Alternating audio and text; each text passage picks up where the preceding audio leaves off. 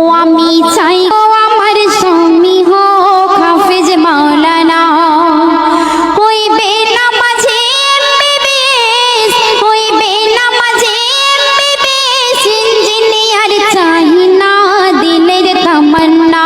আমি চাই গো আমার স্বামী হোক হাফেজ মাওলানা, ও আমি চাই গো আমার স্বামী হোক হাফেজ মাওলানা।